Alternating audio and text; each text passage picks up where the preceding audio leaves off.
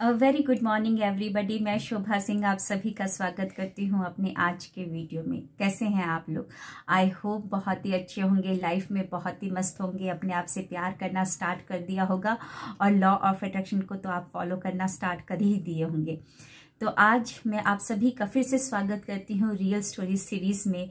और आज का रियल स्टोरी आप ही की फेवरेट किताब how the secret has changed my life से ले रही हूँ। और स्टोरी का शीर्षक है पैसा आसानी से और बहुत आता है। क्या बात है, हम सब पैसा कमाना चाहते हैं। चलिए देखते हैं इन्होंने कैसे पैसे कमाए हैं। मैं एक निजी विश्वविद्यालय में पढ़ती हूँ। यह बहुत महंगा है। यहाँ का शिक्षण शुल्क ही लगभग $40,000 है और खाने पीने व रहने का खर्च अलग। $40,000। मैं निम्न मध्यम वर्गीय परिवार की हूँ और मुझे मेरे माता पिता से कोई मदद नहीं मिलती, इसलिए सारे खर्च मुझे ही उठाने पड़ते हैं। जिस दिन विश्वविद्यालय अगले साल के लिए स्कॉलरशिप की सूची जारी करने वाला था, उस दिन सुबह उठकर मैं बोली, आज का दिन बहुत बढ़िया होगा। अब से पैसा आसानी से और बहुत आता रहेगा। पता नहीं क्या हो गया, उन्होंने ये लाइन बोला। लेकिन जब स्कॉलरशिप की सूची जारी हुई तो मेरे नाम के आगे सिर्फ $5,000 लिखे थे। ओके, स्कॉलरशिप मतलब सबको दिया जा रहा था तो ओनली $5,000 ही लिखा। मैं न्यूनतम वेतन पर पार्ट टाइम नौकरी करती थी, इसलिए मैं बची हुई $35,000 फीस का इंतज़ाम नहीं कर सकती थी। 40,000 इनका फीस था और सिर्फ 5,000 ही स्कॉलरशिप, यानी कि माइनस की इतना आपको नहीं पे करना होगा। तो 35,000 फीस का इंतज़ाम कैसे करेंगी? $35,000 उसके बारे में ये सोच रही हैं, जो मुझे विश्वविद्यालय के आगे बढ़ने के लिए चाहिए थे। चूँकि मैं द सीक्रेट पढ़ी थी, इसलिए मैं कृतज्ञता महसूस करने लगी। मैंने अपनी पढ़ाई की फीस का इंतज़ाम करने के लिए ईश्वर और सृष्टि को धन्यवाद दिया। फेसबुक पर मेरे कुछ साथी अपनी स्कॉलरशिप को लेकर नकारात्मक बातें लिख रहे थे। जिनको भी कम स्कॉलरशिप मिला होगा अमाउंट, वो सब उल्टा पुल्टा लिख रहे थे। वे इस तरह के संदेश लिख रहे थे, अलविदा यूनिवर्सिटी, मेरी पढ़ाई खत्म हो गई, यह मूर्खतापूर्ण और बहुत दुखद है। मैंने मुस्कुराते हुए सोचा, कम से कम मेरी फीस का तो पूरा भुगतान हो गया है। ओके।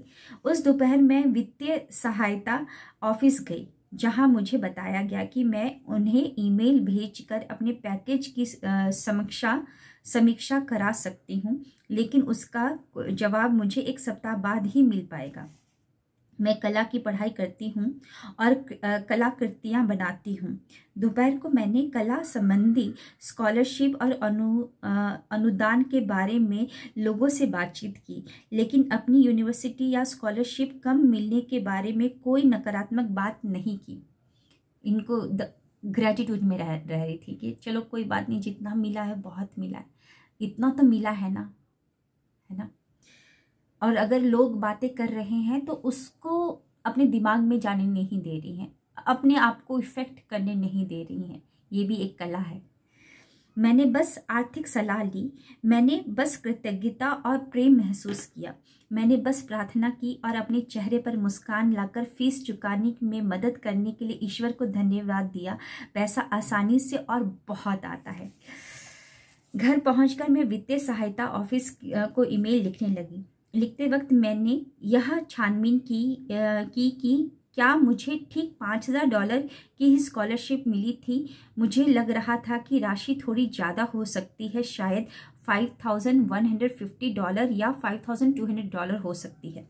जब मैंने कंप्यूटर पर सूची खोली तो आप कभी अंदाज़ा नहीं लगा पाएंगे कि क्या हुआ। हालांकि पहली बार सूची पर अंतिम सूची लिखा हुआ था, लेकिन न जाने कैसे यह बदल गई थी। दरअसल अगले साल के लिए मेरी पूरी फीस माफ कर दी गई। मुझे अपनी तरफ से एक भी पैसा नहीं देना था और इतना ही नहीं, मेरे अपार्टमेंट के किराए के लिए थोड़ा पैसा बच भी रहा था। मतलब इतना मिल गया था कि अपार्टमेंट के लिए थोड़े पैसे भी बच गए। मैंने द सीक्रेट का इस्तेमाल पहले भी किया है, लेकिन पहले मेरे मन में इस तरह के विचार भी रहते थे कि मैं कितनी मेहनत करती हूँ और कितने अच्छे ग्रेड लाती हूँ, लेकिन इसके बावजूद हमेशा कंगाली में रहती हूँ। अब मैं सोचती हूँ कि मैं कुछ भी कर सकती हूँ। मैं एक अच्छी योग्य इंसान हूँ जिसके पास हर मनचाही चीज़ हो सकती है। हर व्यक्ति के दिल में यह विश्वास होना चाहिए। चेल्सी, अमेरिका से। आपको ग्रेटफुल फील करना होगा। इस स्टोरी से तो यही समझ में आया कि जो मिला पहले उसके लिए ग्रेटफुल होइए। Thank you thank you thank you so very much. मैं आपको एक एग्जांपल से छोटा सा एग्जांपल समझाती हूँ। कल मेरी बेटी बहुत अच्छा ड्राइंग करती है। अगर उसने मतलब टीवी में चलता हुआ कोई कार्टून भी देख लिया या कुछ भी सीनरी देख लिया ना, तो उसका पता नहीं इतनी अच्छी क्रिएटिविटी है कि वो बस एक बार देखती है और हूबहू उसको उतार देती है पेपर पर। मेरे सामने ही सीनरी उसने बना रखे हैं। सब कुछ वो मतलब सजा के रखी है मेरे रूम को। तो कल उसको 2 अवार्ड मिले, सर्टिफिकेट मिले। ओके, तो उसमें एक में फर्स्ट प्राइज मिला है, एक में सेकंड प्राइज मिला है ड्राइंग के लिए, आर्ट एंड क्राफ्ट के लिए। तो वो मेरे पास आई स्कूल ख़त्म होने के बाद कि मुझे ये सर्टिफिकेट मिला। तो मैंने उसको कंग्रेचुलेशन बोला, उसको अप्रिशिएट किया कि तुम बहुत अच्छा करी, तुम बहुत क्रिएटिव हो, ऐसे ही करती जाओ, आगे बढ़ते जाओ। वो एक्सेप्ट तो किया, लेकिन उसके बाद उसने क्या बोला कि और लोगों को अवार्ड मिला, मतलब शील्ड या कुछ मिला होगा अवार्ड, लेकिन मुझे अवार्ड नहीं मिला, मुझे तो सिर्फ सर्टिफिकेट मिला। तो मैंने उसको समझाया, जो मिला है पहले उसके लिए ग्रेटिट्यूड रहो। जितना इसके लिए ग्रेटफुल रहोगी, आगे बड़े बड़े अवार्ड अपने आप से आ जाएंगे। ये तो एक टोकन ऑफ लव है प्रभु की तरफ से, आगे और भी बहुत बड़े अवार्ड आएंगे। तो अगर जितना भी पैसा है या जो भी चीज़ अगर आपको मिला है, उसके लिए ग्रेटफुल होना, क्योंकि यूनिवर्स को नहीं पता है कि ये $4000 है कि $1000 है या 1 रुपी है कि क्या है, उसको नहीं पता। ये तो हम इंसानों ने इस धरती में जन्म लेने के लिए, आदान प्रदान करने के लिए, खरीदारी या बिक्री करने के लिए पैसे का आविष्कार किया, मनी का आविष्कार किया। उस यूनिवर्स को ये सब नहीं पता है, कुछ भी नहीं पता है। उसको सिर्फ एक ही चीज पता है, क्या है? भावना। भावना उसको पता है, विचार भी नहीं, भावना। कि तो आपको क्या करना है, जो भी मिले, अगर 1 रुपया भी अगर आपको कहीं पर मिल गया, जैसे कि मैं बिस्तर साफ कर रही हूँ या हस्बैंड के पॉकेट से गिर गया, तो मैं thank you so very much, thank you so very much universe, क्या बात है, आज 1 करोड़ रुपीज मिल गए, thank you so very much, I love you, I love you, I love you. इस तरीके से मैं बोलती हूँ, क्योंकि फीलिंग जाती है ना, 1 करोड़ वाली फीलिंग जाती है। यूनिवर्स को लगता है अरे वाह क्या बात है, 1 करोड़ मिला इसको, लाओ इसको रियलिटी में कन्वर्ट कर देते हैं। उसको नंबर नहीं पता है, उसको कुछ नहीं पता है।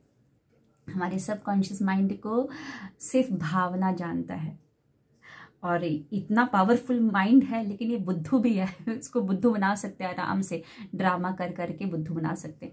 हाँ जी, ये बीच बीच में आ रहे हैं, इनको भी कुछ सुनना है लॉ ऑफ अट्रैक्शन का। सो जो है उसके लिए पहले ग्रेटफुल हुए, जैसे कि इन्होंने चेल्सी ने अट्रैक्ट किया कि उनका पूरा फीस माफ़ हो गया, इतना बच गया कि अपना अपार्टमेंट का भी रेंट पे कर दिया उन्होंने। तो मिलते हैं नेक्स्ट स्टोरी में। इसी तरीके से स्टोरी को सुनते रहिए, विश्वास आपकी जगी रहेगी, बनी रहेगी। अगर स्टोरी को नहीं सुनेंगे ना तो विश्वास मर जाएगी। विश्वास को मरने मत दीजिएगा। Okay, thank you, wish you wealth.